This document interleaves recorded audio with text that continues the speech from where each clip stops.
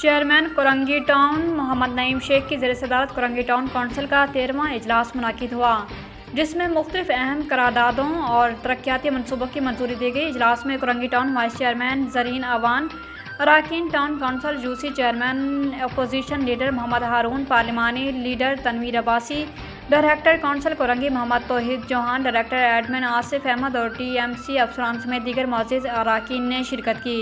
اجلاس کا آغاز تلاوت کلام پاک سے کیا گیا، جس کے بعد ایجنڈا روداد پیش کی گئی۔ کونسل نے تمام نکات پر تفصیلی غور و خوض کے بعد انہیں متفقہ طور پر منظور کیا۔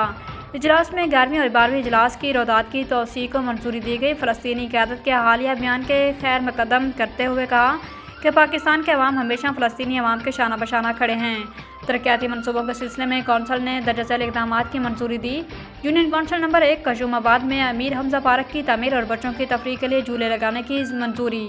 Union council number 9 Joseph colony میں جوزف پارک کے قیام کی منظوری۔ یونین کونسل نمبر 5 علامہ اقبال لائبریری میں ہیلتھ کلب کو کانٹریکٹ بنیاد پر قائم کرنے کی منظوری۔ اس موقع پر چیئرمین کرنگی ٹاؤن محمد نعیم شیخ نے رائل نیوز ٹی وی کے چیف رپورٹر کراچی جاوید محمد ارائیں سے خصوصی گفتگو کرتے ہوئے کہا کہ کرنگی ٹاؤن کی ترقی، صفائی ستھرائی اور عوامی سہولتوں کے فروغ کے لیے کونسل کے تمام اراکین کا کردار قابل ستائش ہے۔